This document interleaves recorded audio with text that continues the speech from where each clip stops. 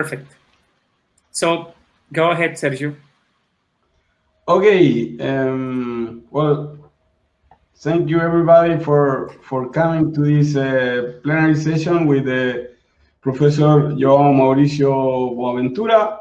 He's, as I mentioned before, he's the editor of RBGN, Revista Brasileira do Estado de Negocios. I hope I say it right. My Portuguese is not that perfect.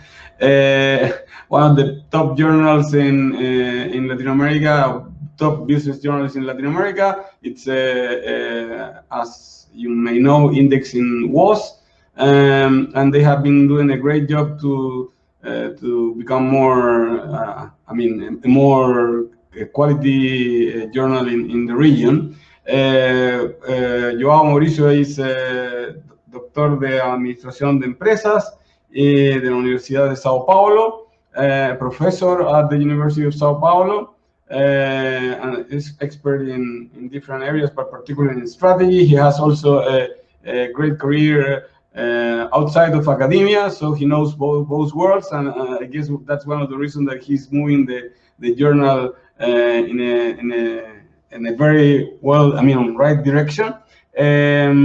So he has very much an experience as a consultant, but also as a professor. And he participates in different institutions in Brazil, ANGRAD, ANPAD. He has participated in other important conferences. He runs one of the most important conferences in Brazil. In Brazil, there are a couple. One is ANPADI, and the other one is CEMEADI, or CEMEAD in Espanol. And he's the big boss of that conference. So if you're interested in participating, that's another great opportunity for you as doctoral students and for everybody to get together with the Brazilian Academy. And Joao Mauricio also participates and runs that conference. So I'm very pleased that we have him here sharing a couple of minutes, with us, and his thoughts on how to get publications out of dissertation. That is, one thing is to get the dissertation done and approved, and that's very important. But the second one is to get something out and published in good journals from your dissertation work. And we hope that at the end of the session we will have some Q&As. Please write your questions, in the chat, and one of us, Ricardo or myself, will actually pass it to the rest of the audience. But use the chat for the Q&As. Joao Mauricio, whenever you're ready, we can go. Thank you very much, Sergio, for this invitation. In fact, it's a great pleasure for me to be with our fellows of BALAS, and as far as understood, as an audience of PhD students, mainly. So again, thank you very much. It's a pleasure for me to be here with you, and I hope you can enjoy as much as you can this presentation. I'll be available for questions later on after my presentation. And I focused in this audience of PhD students, mainly this presentation. So next slide, please, Sergio.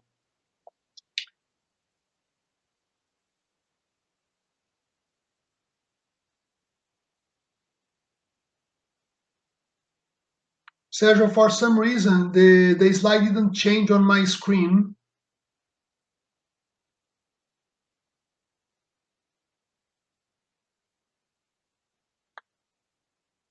Can you hear me, Sergio?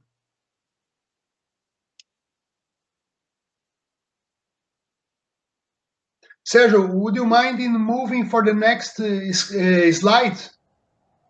Yeah, I'm moving. But for some reason, for me, now it changed. Okay, so previous one, please. Agenda. Yes, the agenda.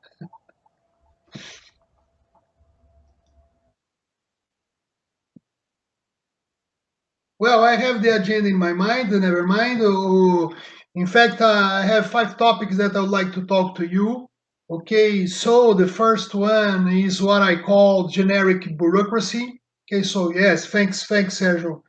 Generic bureaucracy, generic structure of a paper, the mental model of a reviewer and an editor talking in terms of a positivist researcher, cares in submitting to a journal, and a brief overview of our journal.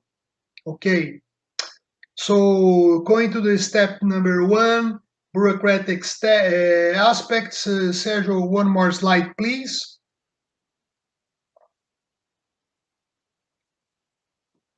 Well, we all know that there is a little or some bureaucracy before submitting a paper. You need to fill it out, a lot of forms online in the journal, and there are several rules you must follow for each journal. So each journal have their own, let me say, rules. You need to take care, like the size of the file, what kind of is the type of reference standards, and some other rules. So in fact, it's really important to take care about all these bureaucratic steps, because although you are in a, let me say, in an online system, in the other side there are people, human beings, and whenever you do something that is not expected, it means that someone administratively will have to check and have to ask you to do, let me say, to fix that. It means rework. So that's not the best idea to start a relationship with a journal. The best idea, the best way to do everything perfectly right. Next slide, please, Sergio. So you will need help. Maybe you will need help of these people in the journal. So doing everything right is the chance. So Sergio, next slide, please.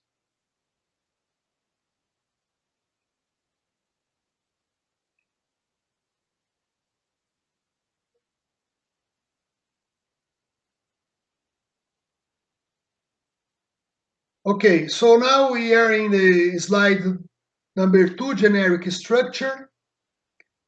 And there are, let me say, a classical structure of papers in journals.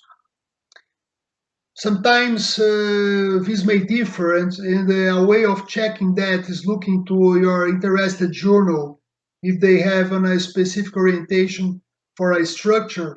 Or also you can take a look in the last issues of that journal and find out what's the fashion of this structure. What I want to do with you right now is going through the sections of a paper and highlighting what I think, what I understand is important, okay, to achieving, let me say, a good, let me say, reading from the editor and from the reviewers. Okay, in other words, the editor and the reviewers will be the ones who will approve or not your paper. Huh? So next slide, please, Sergio. The next slide is the introduction. And that slide, in the introduction section, although it's not properly where you're going to provide your data, it's not where you're going to provide, let me say, the theoretical foundations, but it's where you're going to explain your paper. And I can tell you, okay, many papers are rejected just after reading the introduction, okay, because here in the introduction there are some key points that are important for the editor. So and he will not care if in the rest of the paper that information would be correct, because it must be correct in all the paper. So what is usually expected to be shown on the introduction section? Yes, the subject under study and its history and context, the research problem, the research objective, the potential contribution, and the potential impact of the paper. So the research problem is, the hook of your research. So you need to focus on that, okay? It must be something really interesting.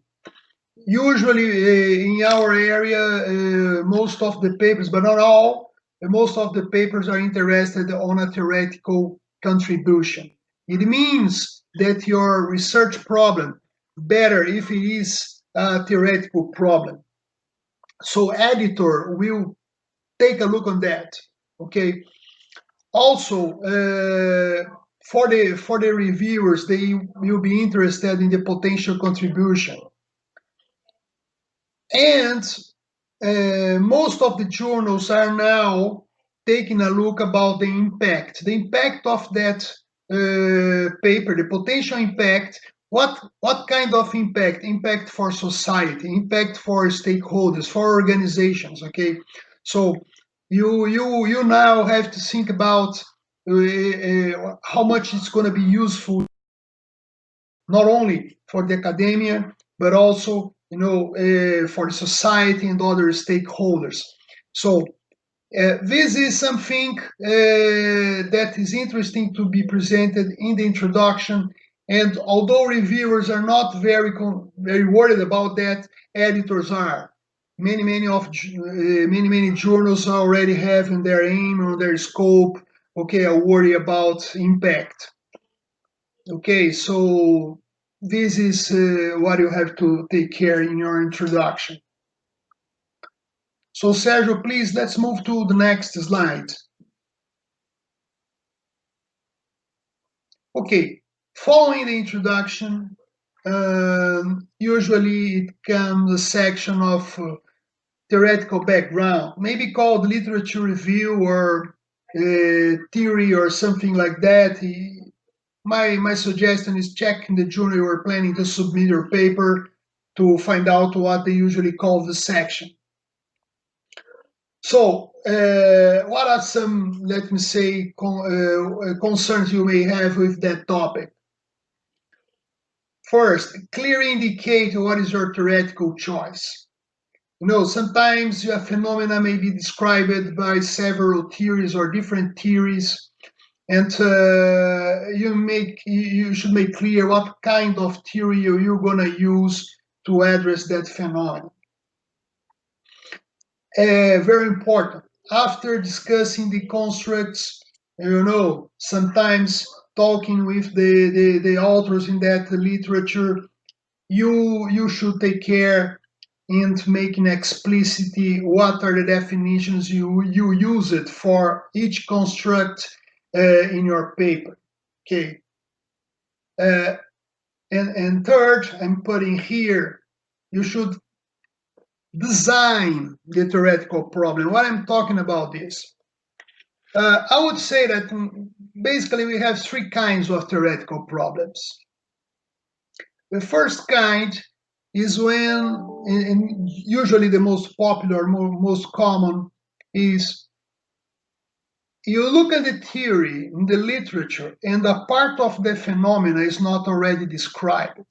Okay, so the literature, the theory is describing the phenomena you are studying, but part of it is not already explained, and you focus on that. So there is a gap, a small gap in the theory.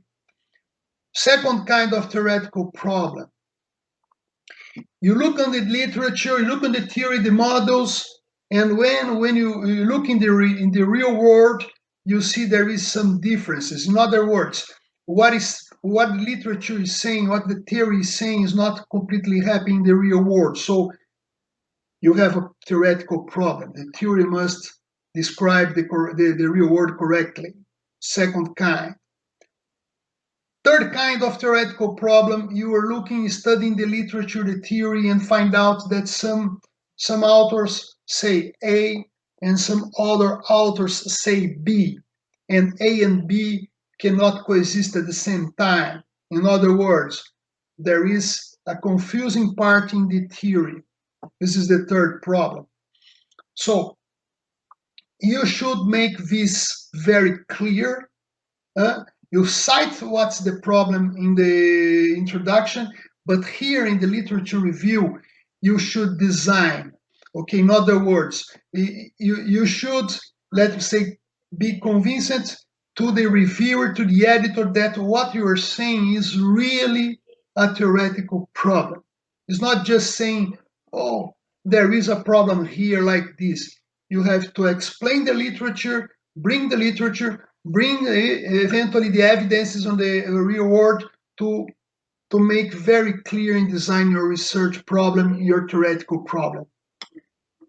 And in this session, it's not recommendable to use references of textbooks, annals of Congress, and dissertations to ground your theoretical foundation. Look for the cutting edge of the state of art of the literature and the most reputable journals in that area. So may we move to the next slide, please, Sergio?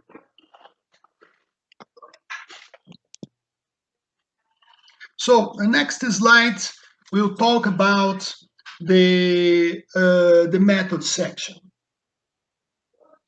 So important to explain how the method you are using will help you to achieve your objectives, will solve, let me say, your research problem. Each area here has their own jurisprudence, let me say, in terms of methods. So it's important to follow and to refer to other works in your area that use that kind of method. Okay, so it's very important to to convince, to be, let me say, aligned to the other researchers of that area. Now I'll point items C, D, and E that I put here. Let me say a set saying open science. There is a strong movement called open science. It's coming. It started looking in the natural sciences, the hard science, and they're coming very fast to our area. So it means what open science means basically means that you want a more reliable science. We want a science where we have open data. We want a science where we want open access. A science where replicability is possible. Okay. For instance, I have a paper just published this year at Long Range Planning. It's an important journal in strategy, one of top journals in strategy. I had, in the submission of that paper, to upload raw data, my data sets, and all the outputs of the softwares I used. Okay, so yes, and this data is available. Okay, if you go to the web page of the journal, you will see that several papers already have data available. It's not only the data, but all the steps you used in your methodology in a way anyone can reproduce what you did. So everything is in there. If I use the software, okay, in that case I use the Stata for multiple regressions. All the do file of the Stata where the commands I use are there. The output of the software is there. The data set is there. Anyone can reproduce and use even other statistical softwares for that. So this is a big change, okay, and top journals are more and more requiring that. So it means that you have to documentate very well what you did and make it possible to be reproduced. Okay, it means that you have supplementary documents to upload in your submission. How that works properly? there are some databases where you upload your data of your research. This information became available for the editors and the reviewers during the review process, and if approved and published, then this data become available for the community. Okay, so Sergio, could you please, let's move to the next slide. Then the next slide regards to the section of results and analysis. It can be two different sections or only one, depends, on what you did in your work. And very important points are: A, do not perform procedures not indicated in a methodology. In other words, only do what you did in your methods, okay, in your method section. If you did an extra procedure, what you have to do? Come back to the method section, explain what have to be done. And of course, you must do everything you promise in your method section. So many times there are mistakes here because as you are doing your research, you don't so many times come back to the method section to explain some further steps. So that means that must match completely. Also, you have to all the time discuss the results you have with the literature. Okay, so this discussion with the literature is really very important. Okay, so if there is no discussion with the literature, many editors will just, let me say, discard and reject your paper. And for sure, reviewers will do that also. So then, last but not least, next slide, please, Sergio. The next slide is about the conclusion of your paper. So the section, although very short, is also very important. It's expected that you clarify if you achieved or not your objectives. Also, you must make explicit, indicate the contributions. What's going to be the expected contribution? The main expected contribution is solving the research problem. Okay, so if you had a research problem that was a theoretical problem, so you have a contribution because you're solving a theoretical problem, you have a theoretical contribution to that literature. So make it explicit. I also recommend you to use the word contribution. In other words, okay, reviewer can easily find where you're thinking is your contribution. And also I come back to the impact. Okay, think about how your paper can impact for organizations. Okay, so the reviewer currently are not taking care of too much about that, but the editor is. Okay, because in his journal's missions, usually now you have the impact. And finally, you can review limitations and potential future studies. Okay, and it's a very interesting because if there's something that you want to do in the future, but here there is a research problem, not your research problem that you should be solved in your research, but a future one. If your paper is published, you have a hook for another paper. Got it? A hook that you are the closer one to solve it. Okay, Sergio, would you mind please go to the next slide? So I finished talking about what I called the generic structure. And next slide, we'll talk about the mental model. So how is the mind of that editor, that reviewer?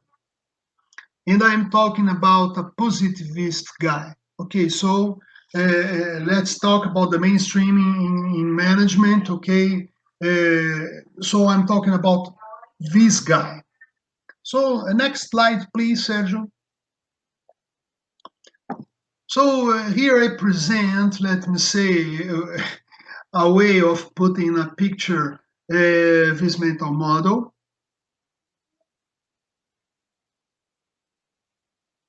I'm just waiting to change the slide. Okay, here it is. So in your left, you have your problem, you have your motivation. Okay, so in the mind of the reviewer, so what is the theory? Because they are looking for a theoretical problem. So what theory we're talking about? So what is the problem? So the problem is in the theory. So what is the problem in the theory? What have been previously said? In other words, is your problem really new or it's already solved in the literature? Then you have your objective. Your objective is to solve that problem. And then what's going to be the result? Okay, the result will be solving that problem, and then the contribution will be a contribution to the literature, and how you will get there through your method, as it here below in the design, in the picture. Okay, so this kind of information in the mind of the positivist researcher. So if some of these parts do not match, it will be confusing for the reviewer and the editor. Okay, so everything must match. Okay, so methods is to help achieving the objectives. The problem is in the theory. The contribution is the consequence of solving the problem. So this, let me say, what you should organize in your paper. Okay, so next slide, please, Sergio. Some comments on that.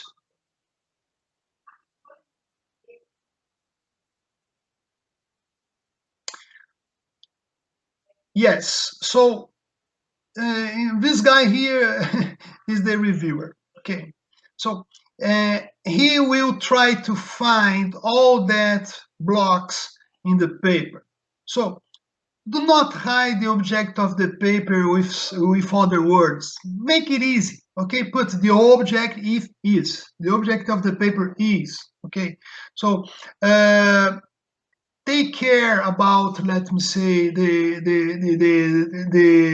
text you have.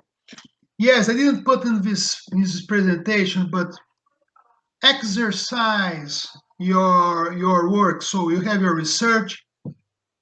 Go to, let me say, paper development workshops with your work. Go to conferences with your work in order you can get feedbacks before, okay, submitting that work to a top journal. Sergio, please, one more slide. Because in the other hand, if the reviewer understands easily what you're saying, believe me, he's gonna be your friend, okay? And because he's gonna be worried only about what is important, not about understanding what you wrote, okay? Next slide, please, Sergio. Also, it's very important to take care about the logical arguments. Okay, what I mean about this? I mean that you are building your arguments with assumptions. Okay, so your assumptions must be enough to your conclusion. And so you do need to provide the needed assumptions to a conclusion. And more, you should not add unnecessary assumptions to a conclusion. Okay, so this is, let me say, when writing your arguments along the paper, you should take care. One more slide, please, Sergio. So I think we're moving to the part number 4 of my presentation. I'm waiting to change here my screen. Yes, okay, so now let's talk, okay? You're gonna submit to a journal. Remember, the journals are different. They are not all the same. Each journal has a mission. Each journal has a purpose. You need to know what is that purpose. So what you have to do is go to the journal's web page, take a look in what is its mission, its editorial, let me say, what the editorials are saying. And then, of course, check if your paper is aligned to that journal, and it is. And if it is, then you should introduce arguments in your paper that shows the alignment with that journal. So next slide, please, Sergio.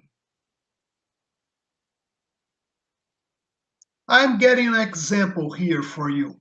Okay, I choose here, for instance, I choose here business strategy and environment. Okay, very popular journal, important journal, certainly. Okay, and next slide, please, Sergio. To the web page of that journal, what are you gonna find? You're gonna find what is its mission, its vision.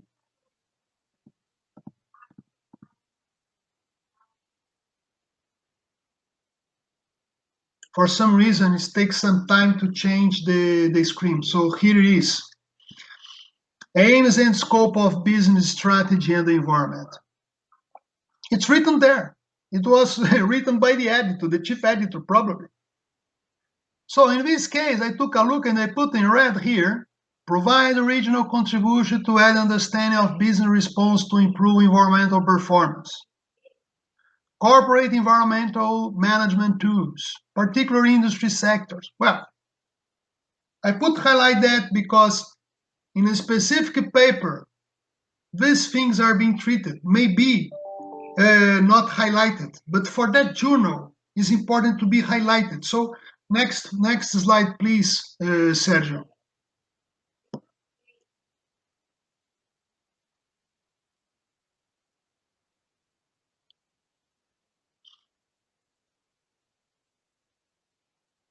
So I'm waiting to change the screen, but what I will be presenting, as you can see here, there is a part of the paper. So I introduced the sentence in red, was like a comment, okay? I was using stakeholder analysis, okay? And that was aligned to a tool for understanding the dynamic of business environment. That was something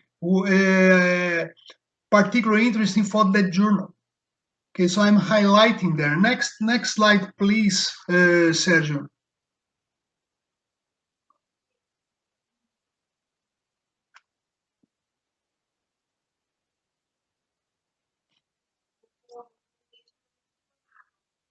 Then the next slide, we also provide an example like this.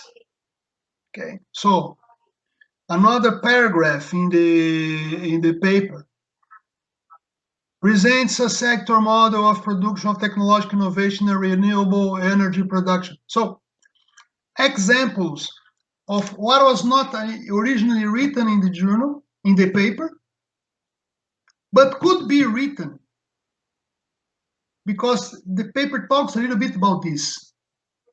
We highlighted by looking the missions of the paper, what is important for them. Okay, so next slide, please, Sergio.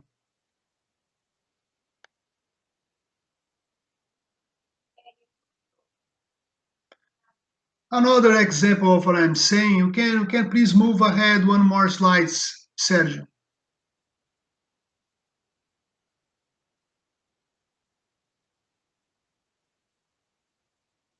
Okay, so I already took 30 minutes, so just a brief comment about our journal, okay? We are indexed in most of the databases like on Web of Science, like in Scopus. Here is our impact factor. And next slide, please, Sergio. RBGN is very proud, okay, about the increase of our impact factor in the last years. So we are developing a very interesting strategy of internationalization, and I'm now very, let me say, happy to tell you that we already have one associated editor from Chile, from the Universidad of Chile, and we are improving the members in South America as associated editors in this policy of internationalization. Next slide, please, Sergio. So RBGN is also increasing its citations. So as the citations for 2019 increased, we are expecting, let's see, in the coming weeks, Web of Science will publish the new JCR. So we are expecting we can improve our impact factor one more time. Next slide, please, Sergio.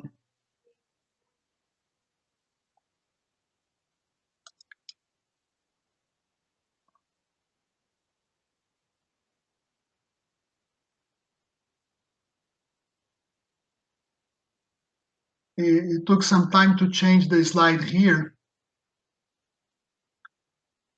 So just showing you where we are indexed. I don't know if it jumped one of the where showed our, but it's fine. I think it's okay. Next slide, please, Sergio.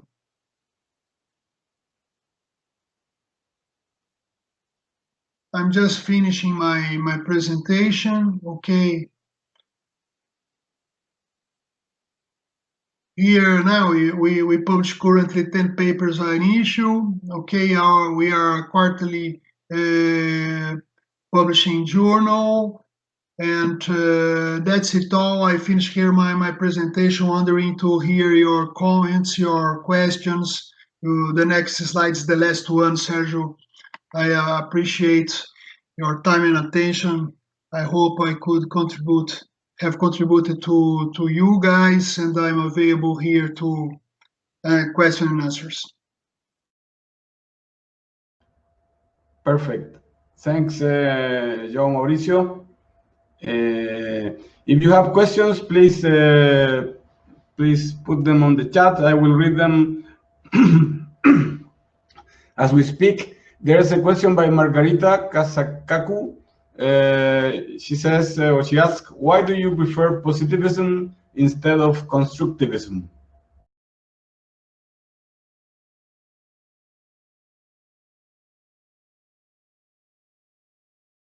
Well, Margarita, most of the associated editors of our journal and our reviewers are positivist. It's not, let me say, a question of preference. I would say that our journal do not have a tradition in constructivism, and our community, our readers, our authors, our editors are basically positivists. So I'm not saying that it's better or worse than constructivism. Okay, I mean, it's not a critic on constructivism. Okay, it's just our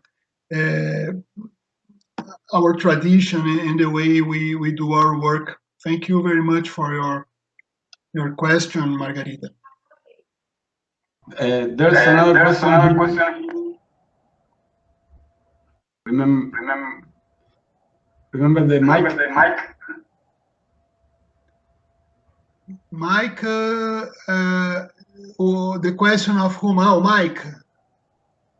No, Jesus.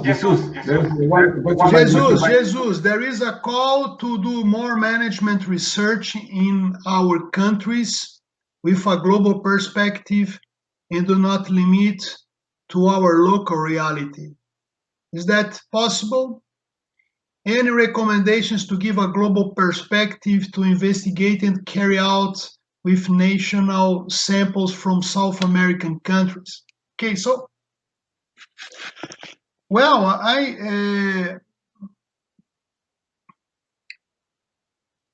where is your data from? I understand is mainly context, okay, and not necessarily theory.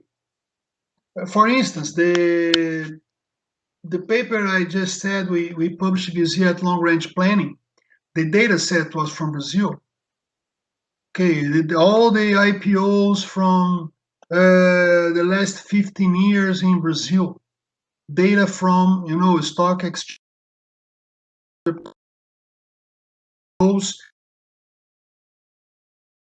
data from Brazil. But what was important is not the data before Brazil. What was important is the phenomenon we were discussing. What was the phenomenon in that case? Is value distribution to stakeholders. Okay, and I think could be of particular interest a data set of a specific country, for instance, in South America, if you understand that the particular phenomena you are studying would happen different in your country than what it happens, let me say, in other economies. So that particular case, you say, okay, I will do this research here again because I understand the specific factors we have here will change the behavior of this phenomenon. So that's would be a reason. I agree with you that top journals are very, very worried about your data set. How reliable is your data set? Okay, mainly if it's not a primary, let me say, the data collection is not a primary data collection. It's a data collection, okay, of secondary documents, secondary data capture, data collection. Then, if you have a data set that they do not believe it's, let me say, reliable, this may, let me say, affect your study. I agree with you. So, to provide information about your data set, how it was collected, the method, the cares, okay, if it's a database, okay, how it is reliable, what are, let me say, the kind of validity you can apply to it. So this is very important.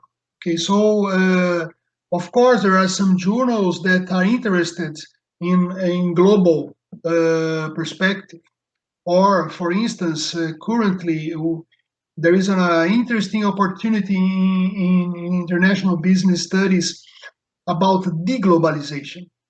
So it's a phenomenon, it's a hot topic. Many of the literature theories in international strategy was built in the concept of a globalization world, a global world, okay, without barriers, without, let me say, a perfect interconnection among countries. And now this environment is changing.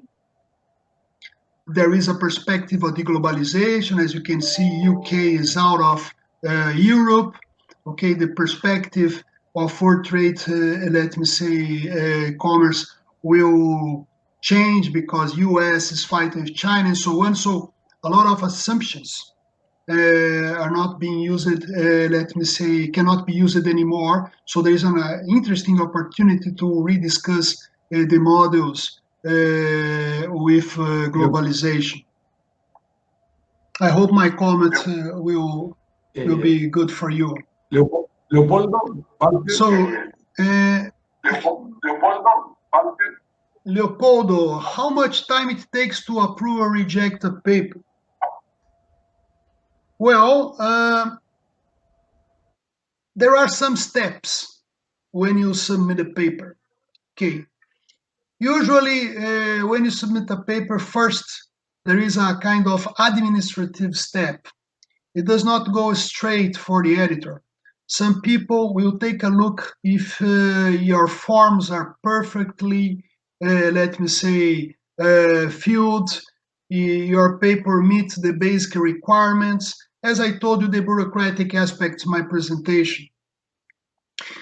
Then, if you pass through this administrative step, your paper will go to an editor.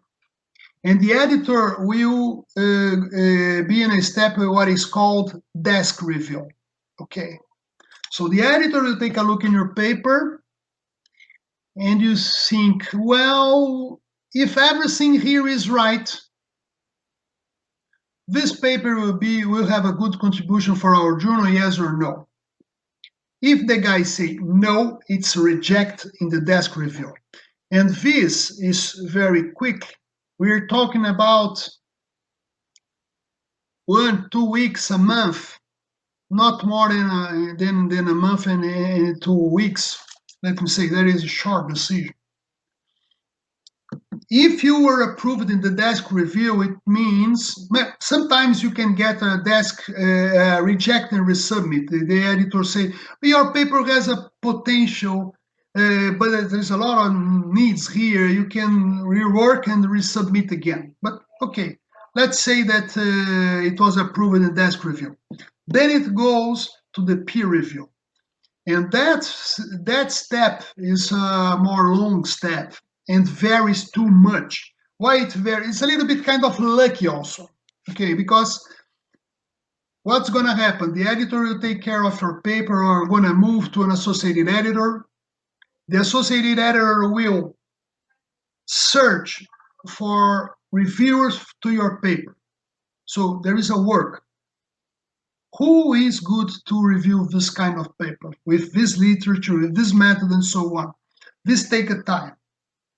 This time can be 2 weeks, 3 weeks. Then, let me say the editor sent to the reviewers. Usually they give them at least a month, okay? A month, even 2 months to review your paper. And okay, you can be lucky in terms of the reviewers promptly answer and promptly give back to the editor the reviews. So your process moves quickly. But sometimes they do not answer. The editor need to look for another reviewers. So this is why it varies the time from one paper to the other. It doesn't mean that you send to a journal, no, it was very quickly, and the next paper you send then is going to be very quickly again. Be quiet. And I explained why. So in our journal, as we are under the Cielo umbrella also, we have a limit. Cielo does not agree with a paper, with an average time between submission and approval of 12 months, a year. So currently, RBGN, for instance, our average time between submission and approval and electronic publication of our average now is 11 months. Okay, 11 months. This is our journal. Remember, average. It means that some papers may have like 7 months and some papers like 18 months. In average, we have 11 months. So I think I get an answer to Leopoldo. Anne-Marie? I hope so, Sergio. Anne-Marie? Anne-Marie, okay. Anne-Marie, like many doctoral students, I cite everything. Many manuscripts seem to have many more references than most published articles. How does one decide how far back in history to cite theoretical reference? Okay. Well, Anne-Marie, very nice question, very interesting question.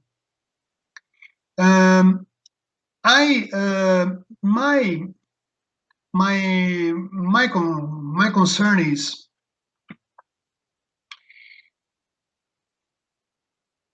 Depends on your in your theoretical problem. Okay, so what you're talking, when is the debate? When happened the problem, your research problem? It could be too much time ago, and could be something more recent. So, what is important? Just a second, please.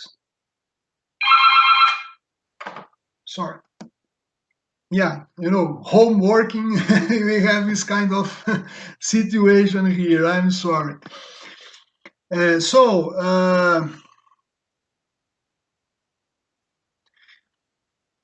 You should come really to the state of the art. And it means that you should have a very recent, let me say, review.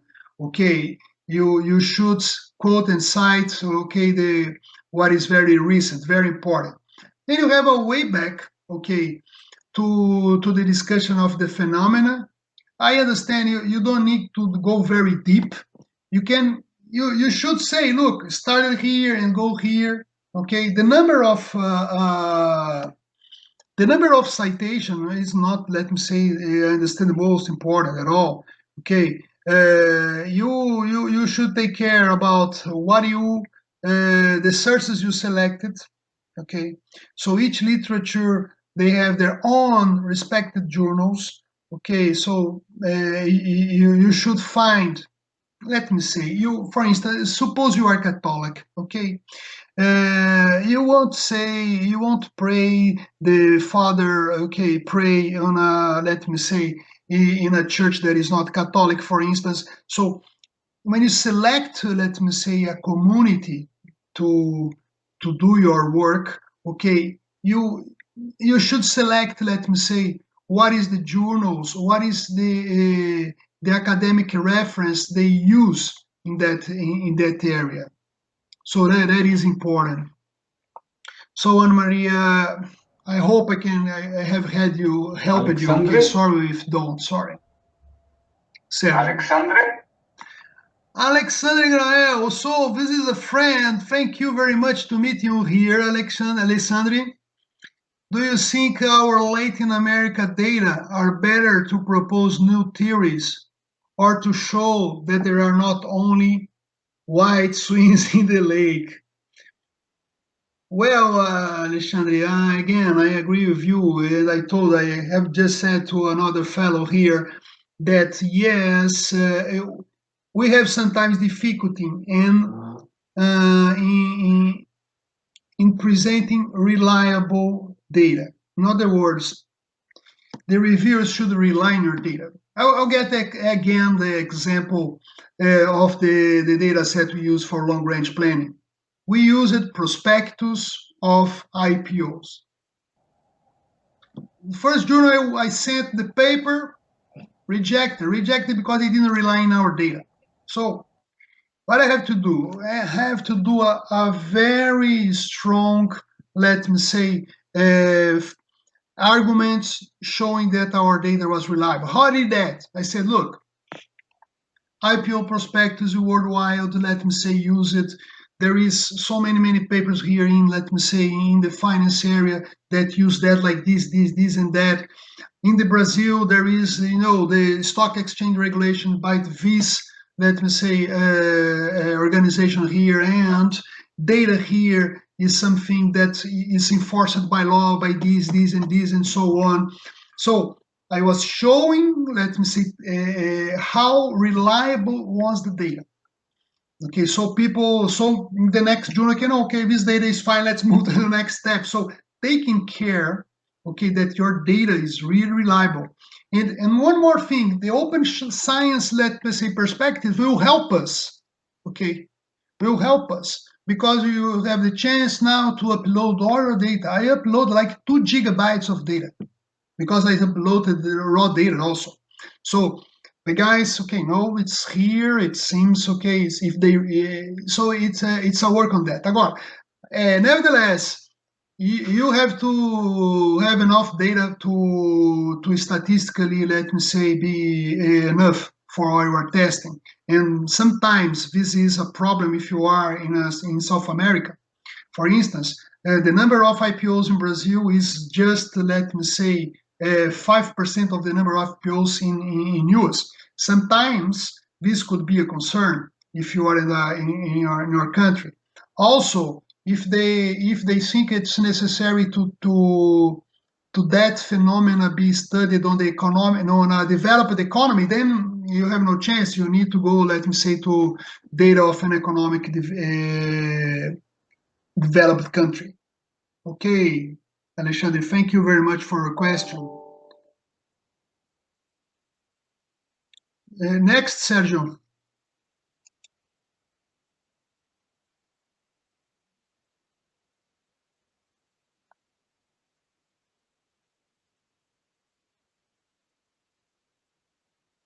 Sergio, for some reason, I'm not listening to you. I'm not listening to you. I can hear you. I can hear you.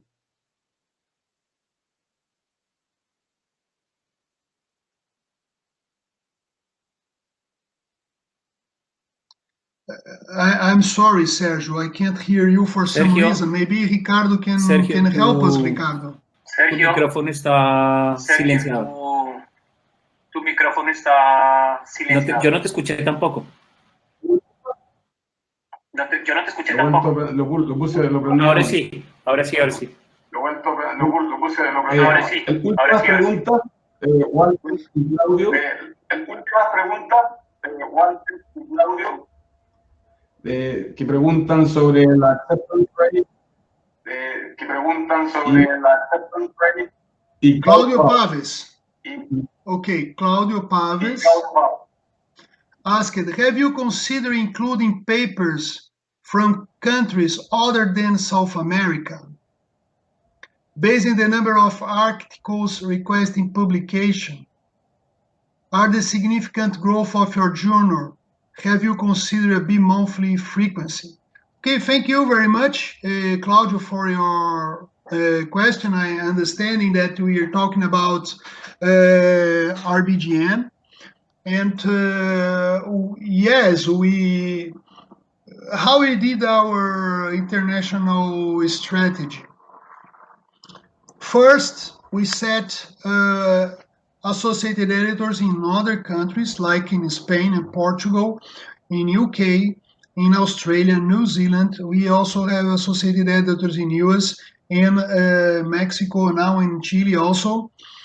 And through these editors, we could motivate, let me say, researchers from other countries to submit to RBGN. Currently, 40% of our submission comes from outside Brazil. Okay, so we do have, let me say, other papers from other countries. We do not have any discrimination about if it comes from Brazil or outside. Okay, we consider, let me say, the quality and the potential contribution of each paper. And we did also workshops around, let me say, other countries to promote our journal. So we also increased the number of issues we published. For instance, this year we are publishing 10 papers initial for 40 papers a year. Also a special issue. We are publishing almost 50 papers. Last year, for instance, we published just 8 papers an issue. So we are increasing the number of papers we publish. Currently, at RBGN, we get about 400 papers a year, a submission of 400 papers. We are, let me say, publishing basically 10% of what we got. But we have no line. For instance, for our hour ahead of print, it's very short, like a couple of papers. This is part of our policy. In other words, when you have a paper approved in our journal, it's going to be published in the coming issues. So if you have more, let me say, good papers, we will be able to improve the number of papers published. Joao, Thank you very much for your question, Claudio. Joao, do you listen to me? Okay. Well, I would like to Yes, I'm listening. for your time. well, I'm sorry for asking time, there, but we're running out of time. Asking to the next session of the agenda. If you want to stay here, you can stay. Pretty much the rest of the conference. Thank you very much. And probably we're thinking that maybe RBGN work in the next conference in September in order to promote the Latin and to help promote everybody in the community to have their publication in journals like you. Thank you for your time. I know thanks for being in BALAS. Okay, so again, thank you very much for the opportunity to meet with you, Sergio, Ricardo, all of you, for the audience. Okay, it was a pleasure, and I wish you a very, very nice colloquium. Thank you very much. I'll be around.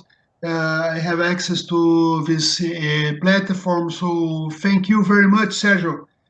Thank you, and have a good colloquium. Thank you, Sergio. Thank you, Ricardo, and thank you, everybody. Okay, attending this session. So, thank you. Bye-bye. You can join you can go to the cafeteria, and then at 4:15 we're starting with the two parallel sessions. So for presenters, probably you can go right now to your right session in order to be ready for the presentations. For the rest of the people that are not presenting, you can chat with each other at the cafeteria. Thank you so much. See you in the next sessions.